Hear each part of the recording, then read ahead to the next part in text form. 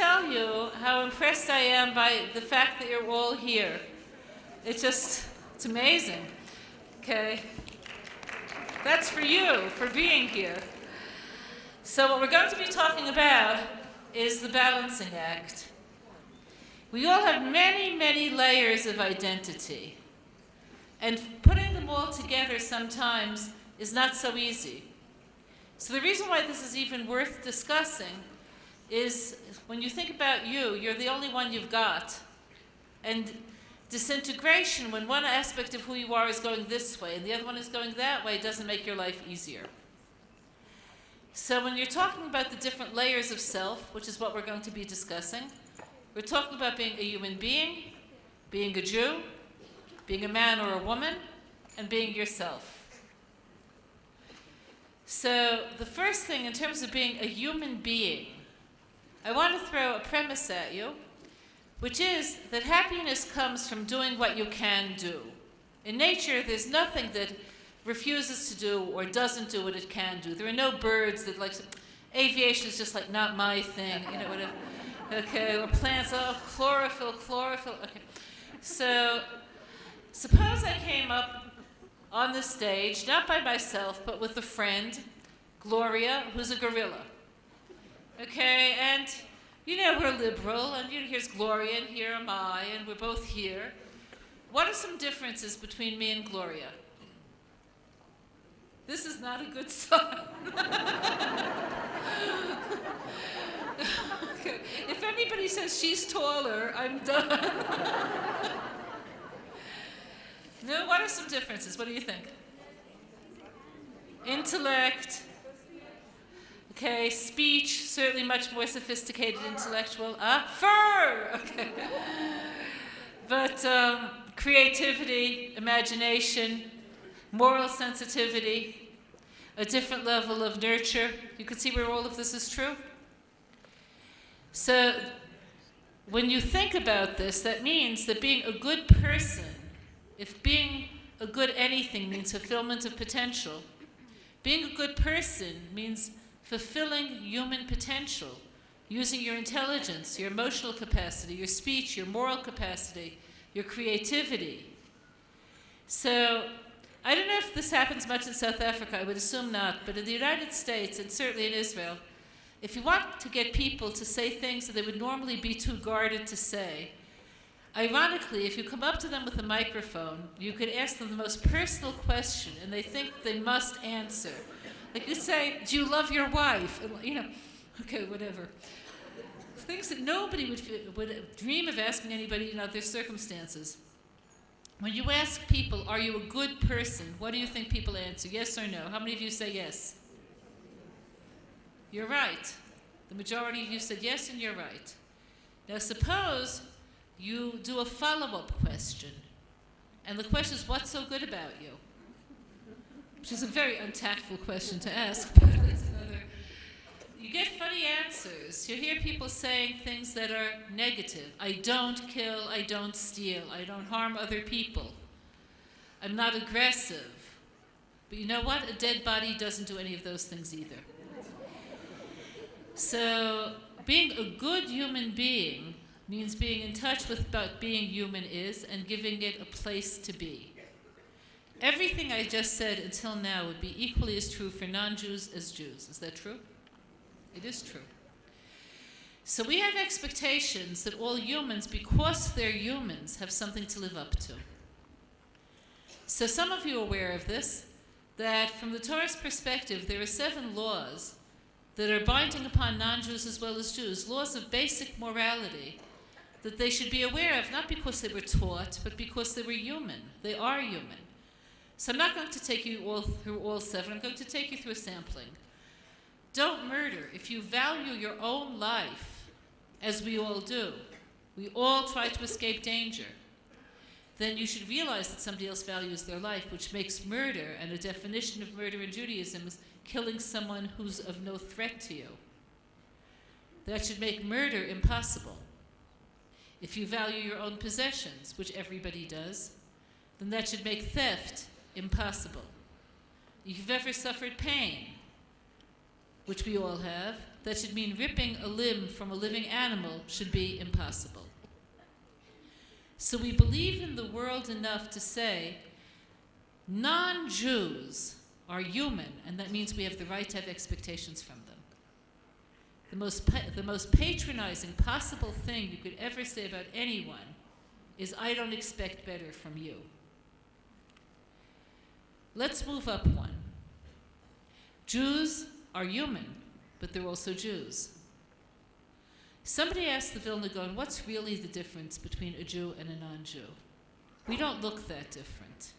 I've seen non-Jews with wavy hair, long noses, somewhat obese. I've seen, so it's not the body. What is it? So he answers something I found very interesting. He said that when you look at the 7 rules of normative conduct, of basic morality, they're all what not to do. Don't kill, don't steal, don't. Meaning a non-Jew could know what's destructive of their human capacity. But Jews are expected to do. So, to use his words, the difference between a Jew and a non-Jew is the ability to confront the material, physical world without flinching. Saying, I'm going to be in the world. I'm not going to escape the world. I'm not going to say the world is my enemy. I'll be in the world, and I'll introduce the world to my soul. My body and my soul won't be on 2 different pages. So I want to tell you how startling that is to people. I teach at a school called Neve Yerushalayim, which is primarily for women of very limited background in Judaism. So picture yourself in that sort of a head, very limited background. You come to my house Friday night. Certainly in Israel, all living rooms in observant families look the same. Okay, you know the look? There's the table in the middle, chairs around the table, books against the walls, tzaddik pictures here and there. Now maybe there's more. There might be other pictures, there may be comfortable furniture, but that's always there. Okay, you could see this? So you walk into the room, and you see, a dining room table. Well, that's good. They invited me for dinner. I'm glad of that. Okay, look at the walls. Oh, they're ancestors. Wow. Okay. I have a picture of Rav Ovadia Yosef on my wall. I've seen people look at Rav Ovadia, look at me and wonder. Okay, so there are the pictures, and then you look at the bookcase.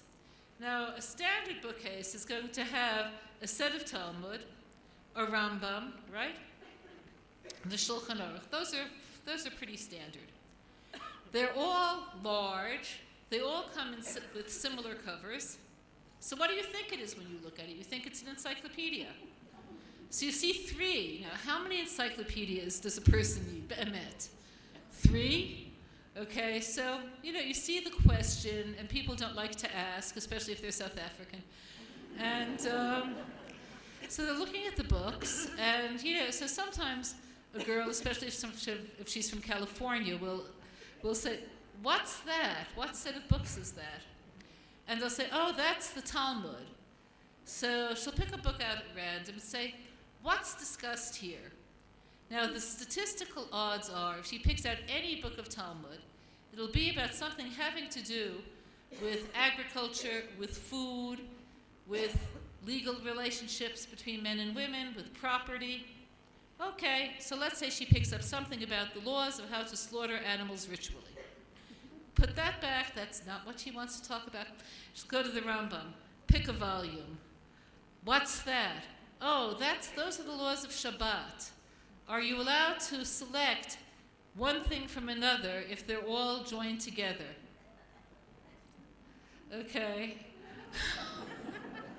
So finally she says what she really wants to say. Where's the set about transcendental meditation?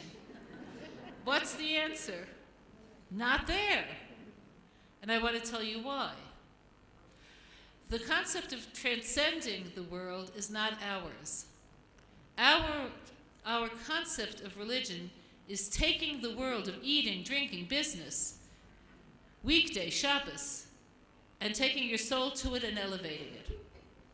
So the Vilna Gaon would say that only the soul of a Jew is strong enough to encounter the material world unscathed. So I want you to picture this. Okay, when I was a child, the chashuv baseball player of the time was Mickey Mantle, who you've never heard of. So just pretend that who's a chashuv baseball player now? You don't play baseball here, okay. Pretend, okay. So we're having a contest, me and him. We're both here on stage. We're both given balls. I should throw the ball as far as I can. How far will that be? Probably halfway to the camera, okay? He'll throw it. It'll go all the way out till the end of the corridor. So the rule is, the stronger you are, the further your reach. We're strong enough to engage in the physical world. So what being a good Jew means is different than in other religious frames.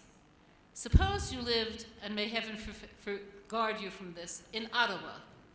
Ottawa, I was there once. I have no idea why anybody willingly lives there.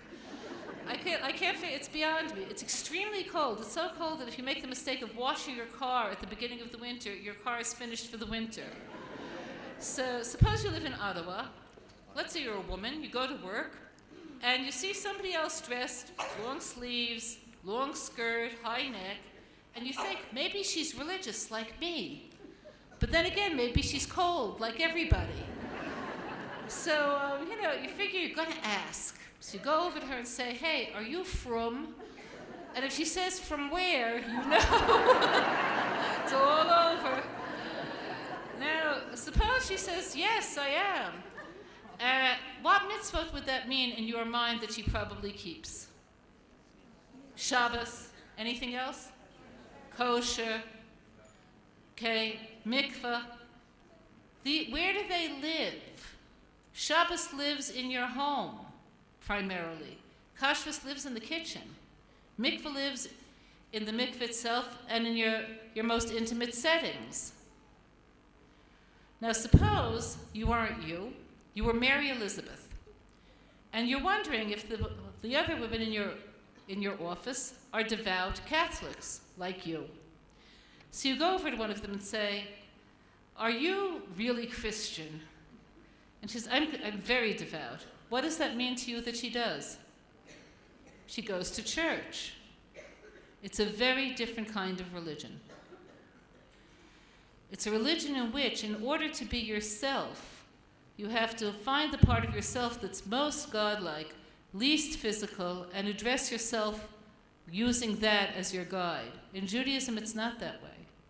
And in fact, the Rambam, when talking about the difference between Moshe and other prophets, says that Moshe was able to be so self-aware, so joined physically and spiritually, that he could experience prophecy under all sorts. If he was eating a falafel, he could experience prophecy. So that's our goal. Our goal is to take our bodies with us, not to have two separate identities. It's hard. And the way that you get there is through the mitzvot. So how do the mitzvot work? Why do the mitzvot apply? How do they take your soul and body and give you the ability to have a relationship with God? And why would you even want a relationship with God?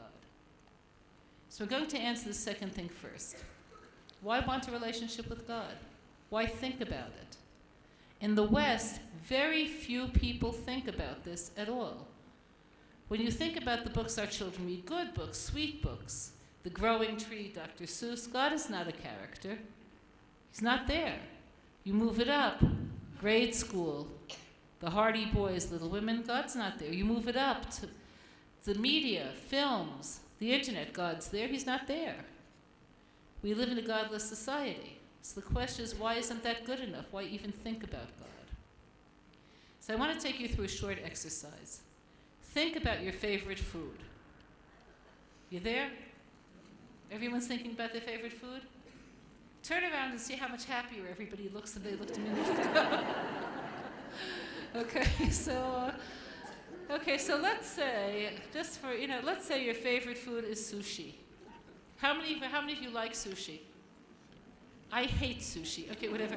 But let's say your favorite food is sushi. So I would assume that when you come home tonight, if somebody made sushi, you would be very happy. It's not going to happen. But how long will the happiness last?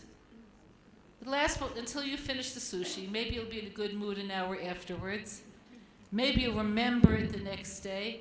But trust me, by this time next year, you forgot it. Nobody will say, like, wow, it's June what? That was the day of the sushi. That's why we don't have food yard sites. Have you noticed this? Let's light a candle. Okay, Tov. So everybody knows this, because this is true of all physical pleasure. It's real while it's there, and then it's not there anymore. So in Buddhism and in Hinduism, they'll say, and therefore it's illusory. I'm not saying it's illusory, it's real. You experience the good taste, but you can't hold on to it very long. Everyone knows this intellectually. Most people don't know this emotionally. So what they do with this, if they don't know this emotionally, is to try to wait a few more hours so they could have the equivalent of more sushi, which isn't a very satisfying lifestyle. The people who have a bit more depth go on to wanting something that has a bit more to it, which in contemporary Western society would be things of beauty. Music, travel, art, dance. Okay. So, I don't know if any of you were at last night's concert. How many of you were at last night's concert? Anybody? Isn't music marvelous? Okay. So music, you could last. I'm going to remember, like Nafsheno Chikta. I'm going to remember that a while. It lasts longer. But it still has a limit. And I want to tell you what the limit is, because this is a limit that's not acknowledged. The limit is that you could listen to the music, experience the music, but you don't become the music. And this is true of all things of beauty. You could have things of beauty, but you don't become the object itself. And people find this hard. They find it a difficult thing to contend with, because we fool ourselves into thinking we become what we experience or what we own. So I want to illustrate this to you. I had an aunt. She was widowed at a young age, and she couldn't find any better work than that. She had to work in a factory. The factory manufactured books.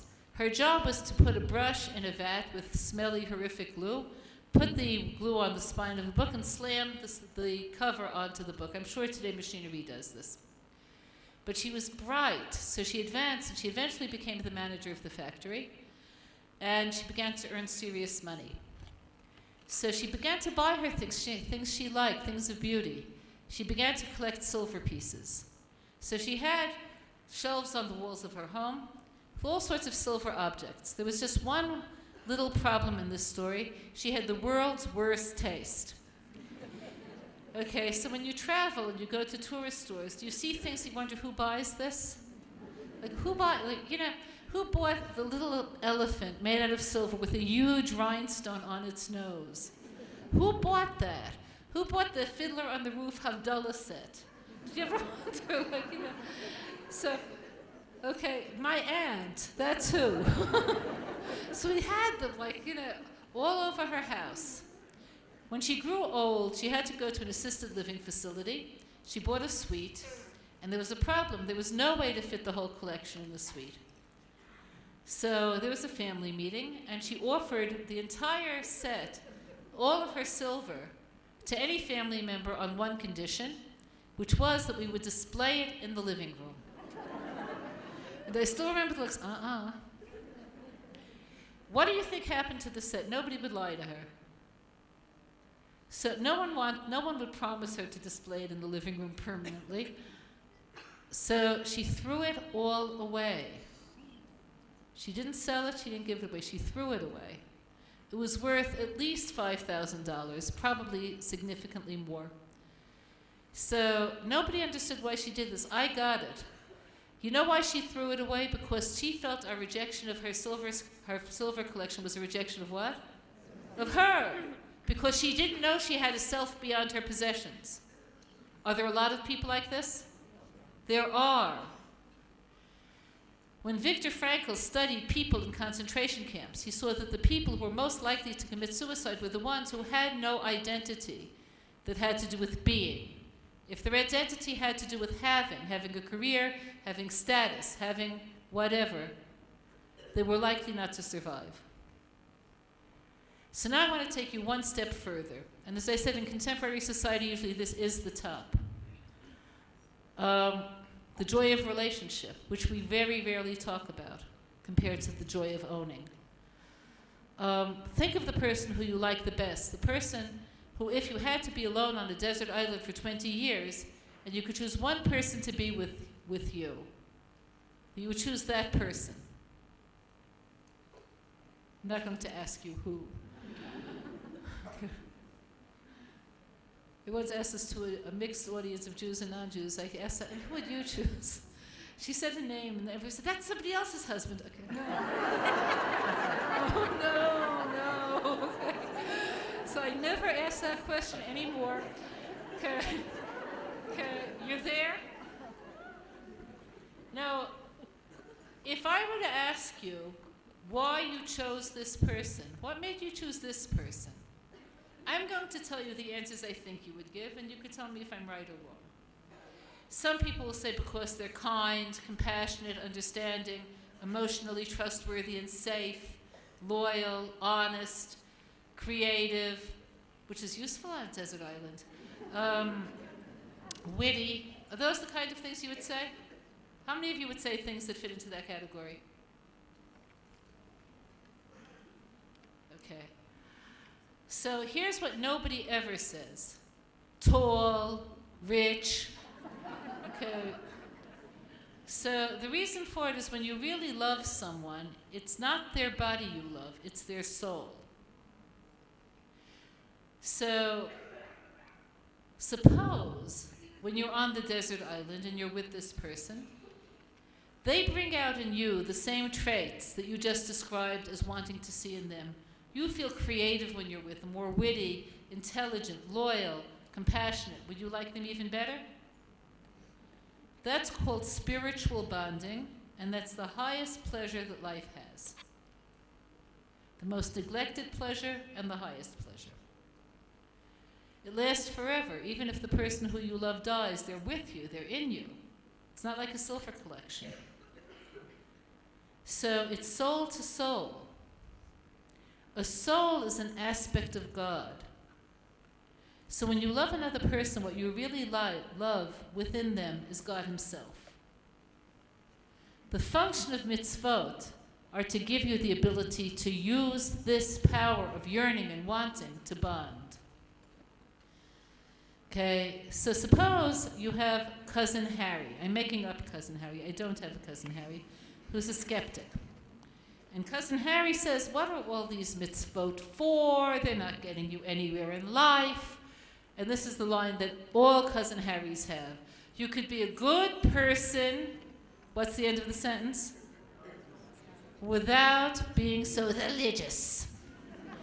Okay? So I want to tell you how the mitzvot work, and then we're going to go on to men and women. You could all mitzvot fall into at least one of these following 4 categories. If you memorize these categories, you could always tell Cousin Harry, who might be you, by the way, what you're doing.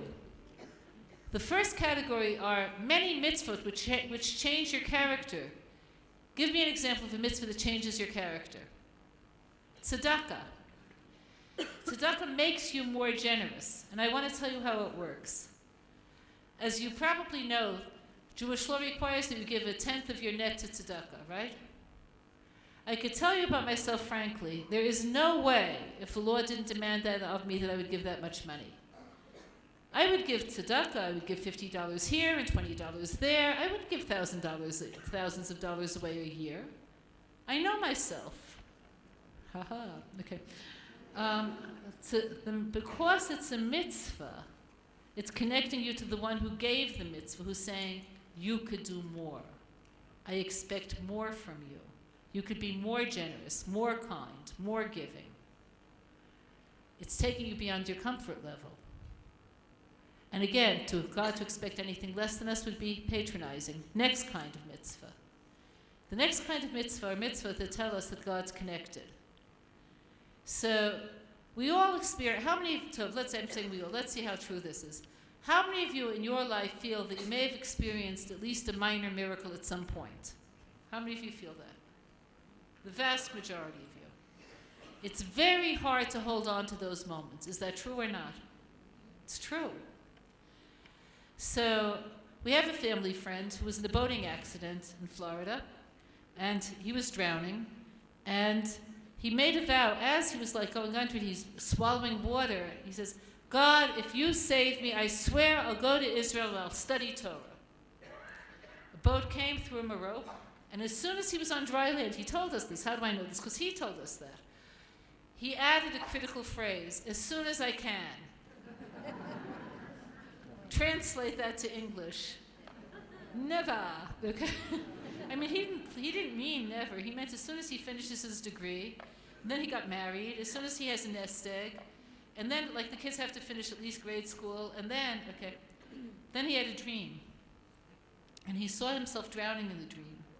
And he remembered his vow, and he told his wife, we're leaving in 2 weeks. And they did. But most of us forget. So the message of any miracle is, I believe in you, I love you, I think your life has meaning. When you keep Shabbos, or any of the other mitzvot that commemorate God's relationship to us, Shabbos tells you one thing. You're God's creation, that means your life has meaning. And you know what? So is the person next to you, and the person in back of you. And that should change your relationship to them. When you keep Pesach, that should tell you things can change. Don't despair. When you keep Shavuot, that means that there's a roadmap. You don't have to rediscover the wheel every 15 minutes. You keep Yom Kippur, that means there's such a thing as forgiveness, which many people are incapable of. So the second category of mitzvot, which include all of the holidays, mezuzah, tefillin, remind you of God's presence.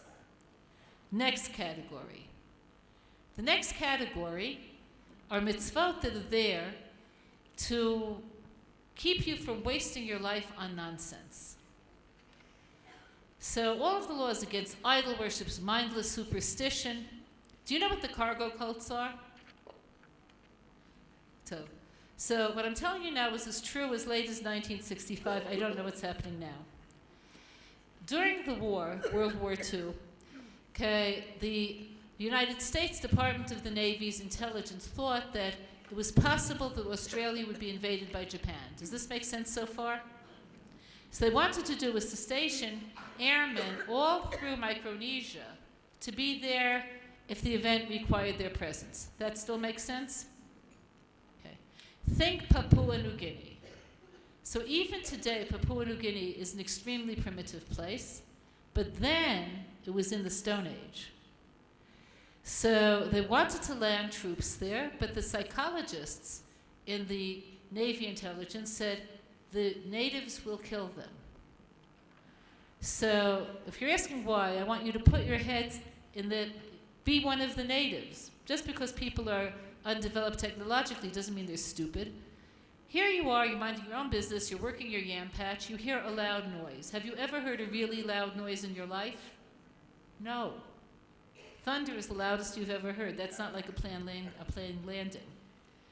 A big bird, it was really big.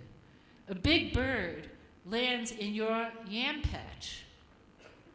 You're telling this, you think big is like the table. No, big is like this whole room. Its belly opens, and white men, I swear they were white, come out. Now, wouldn't that be alarming? Imagine you're on your veranda, a flying saucer lands, green men come out. Okay, So that, of course, the strangeness of it leads to fear, and fear often leads to violence. So what did they do? They equipped the airmen with mirrors, with beads, and with matches. Okay, beads are the currency in Micronesia. So they had lots of beads, necklaces and necklaces. They were throwing at them. It was like throwing people millions of rand. Mirrors, if you never saw yourself, a mirror is enchanting. Oh no. Okay. Matches, if you spend a lot of your day trying to make fire. So not only did they let the airmen live, they were fascinated by them. Now here's what, this all makes sense so far, right? Here's where the story gets crazy. At the end of the war, the Department of the Navy decided it wasn't worth bringing the plane back to the United States because it's no longer a current model. So they decided to leave the plane and just send a helicopter to take the airmen to Australia and send them back home by boat. As late as 1965, I saw this on film, the people there were still worshiping the plane, so sacrificing small animals, bringing flowers in the hopes that new white men with matches, beads, etc. Okay. So the reason I'm telling you this very sad story is that people none of us really know nature. Make no mistake, nature is still very largely unexplored. We'll define something as supernatural, and we don't know what to do with it. So if you listen to the Torah's dictates, it says, supernatural is irrelevant. You could see things that are very strange.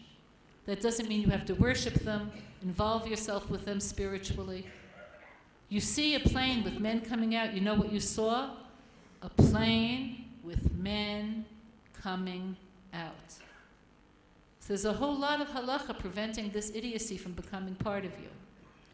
Last kind of halacha, and halacha means how to walk to get where you want to go, which is this feeling of spiritual bonding, right? That's halacha. You want to get from here to there. The last kind is how to uplift material experiences, how to eat, how to die. You can't say, I don't want to eat, I'll go on the ultimate diet. No food, ever. Okay, think how easy it would be. No shopping, no meal planning. It won't work, you'll die. You can't say, I'm not into death. It's personally, I'm not into death. No. Okay, you have to face everything that mortality generates. The question is whether you take your soul with you. Whether what you eat and how you eat it has a way in which your soul can be gratified like your body is. That's what being a Jew is about. Within being Jewish, there are many, many roles. In today's world, the entire concept of role-playing is viewed with a great deal of suspicion, and I want to tell you why. Historically in the West, as soon as you say someone has a role, what do people hear? Hierarchy. In Judaism, a role is a role. So that means there are 12 tribes, each one is different, they each have a different perspective and way of experiencing God, and that's okay. There are innumerable nations that come from the 70 Aboriginal nations that are described at the end of Parshas Noach. That's okay. Difference equals wholeness. If you see the world as a huge mosaic with innumerable pieces, every piece has a place, every piece is purposeful, and there's no desire to take everything and turn it into an amalgamate. This is why Judaism is the only religion that doesn't try to proselytize. We don't think everyone has to be Jewish. So this would hold true also in our relationship to male and female roles. In contemporary society, it's not, in the West, it's not in to be a feminine woman. Could you see where this is so? So I'm just going to share my experiences. It's only a relative thing. In Israel, they take census. So the law is you don't have to participate unless you want to. So one year they were doing the census, and for political reasons I didn't want to participate. I didn't like what they were doing with the statistics. So I told them I don't want to participate. Okay. So this was, I was in school, I looked like myself this moment, but the rule is that a census taker who reports someone doesn't want to participate has to revisit them, because otherwise the census takers could sit in Richie's Pizza and say no one wanted to participate. So she came back to my house on Friday, and I have a scarf on my head and an apron, and my hands were elbow deep in challah. And here's how she says it. I'm from the census takers. We're counting all the people in the whole country. Saying, you're a census taker. That's a door. You could open it to go in, and you could open it to go out. Her patronizing tone was based on the assumption that if a woman knowingly is working in the kitchen, she's less somehow. So everything feminine has somehow become degraded. And there's a whole history behind that. Are any of you literature majors? No, in such a large group? Okay. I'm going to tell you what arguably was the first Troubadour ballad. You may think you don't know it, but you do. There was a princess. She had what color hair? See? Okay. Was it long or short? She was captured by the wicked wizard. Where did he take her? To the castle. Okay, the tower in the castle. The castle was surrounded by something. What? The moat. A certain animal lived in the moat. The dragon. So the princess in the tower was saying, oh. Okay. But don't worry, you could stop saying Tehillim. It's going to be okay. Okay, who's going to come? How's he going to get there? What color horse? See? Okay. Now when he gets to the moat, he has this problem. The problem is the dragon. What's he going to do? Slay it. Now you'll notice the verb to slay is only used with princes and dragons. Have you noticed this? Okay. He's going to slay it, okay? Then he's going to get into the palace and he's going to have to face down the wizard. There's a sword fight. Who wins? The prince. Okay, now the princess, and this is the part of the story I had hoped that there'd be a literature major here, because I don't remember this part well. She has a rose. I don't remember how she got the rose. She has a rose for some reason. She throws it to the prince and says, "You're my hero. My prince in what? Shining armor." I told you knew the story. Now, in this story, the woman's role isn't so much fun. Like she spends the whole looking. Okay. So the image of the passive, vulnerable, beautiful woman is an image that still exists within our culture, which is why people sometimes are apologetic about everything feminine. Could you see where this image is still alive and well? Even today, if a man takes you out for dinner, depending on who he is, could you picture him holding your chair? Did you ever consider saying, "I didn't have a stroke, I could hold my own chair, like what's your problem?"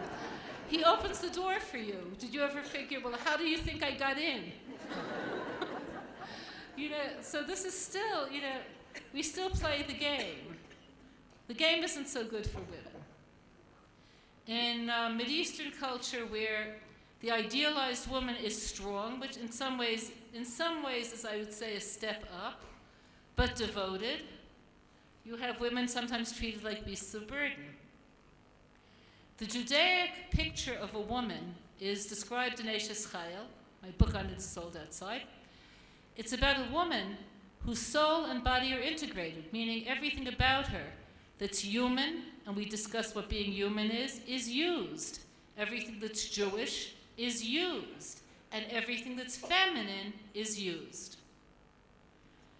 What's the feminine part?